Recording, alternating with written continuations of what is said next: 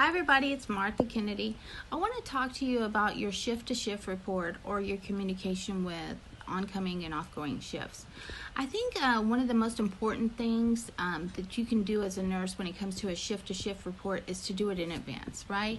Many times you're running around like nuts and then all of a sudden you just try to give a quick report and then on the way home you're like, oh man, I forgot to tell them this, I forgot to tell them this.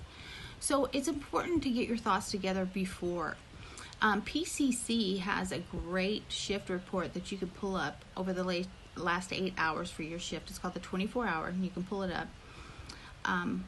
If you want any tips, your facility may use still the handwritten one. If they do, just remember trying to get that information together and having a good report to give to the next shift will give continuity of care.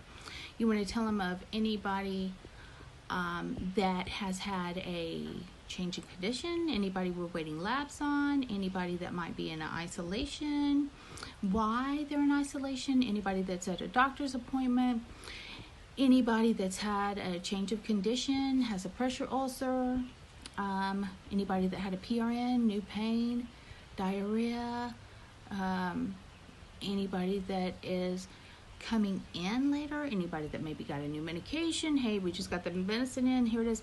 So it's like an extension. So you're leaving and you want them to know everything that you have that the person has done. Say you got a new admission, let them know, did they eat? Did they have any pain medication? What are some important things to know? Do they have family? Are we supposed to call? Do they have oxygen? How much are they receiving? Do we need to do any type of vital signs? Have their vital signs been abnormal? There's so many things I could go on and on, but I need you to know if there's something that you're doing, share it with the next nurse. The next nurse might have ideas. For instance, hey, we're getting a C. diff on this patient because they're having massive diarrhea. She might say, well, did we put him in isolation? No, not yet. Well, let's put him in isolation just to be careful. Look over any recent orders maybe the doctor had brought in, or not brought in, but the doctor had written or called in. Try to arrange it in a helpful way for your next shift. And I know I say that and it can be a little bit hard, but that's part of our principles for ethics in nursing, is that we have continuity of care and that we tell the next shift everything we did on our shift. We count our narcotics. We let them know what's going on. It's just gonna really, really help.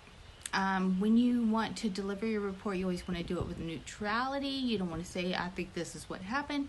Remember, it's the facts. So, any head to toe, anything like that you've done on the resident that was different, any evaluations you did that may have put somebody, or may have decided somebody was a high risk, let's do something about that. Let's get it in order. Any medications you gave that were abnormal, any swallowing problems, any dietary changes, there's so many things. Just make sure your report is all inclusive so that next shift can continue to give the good care that I know you're giving. Thank you so much. Bye-bye.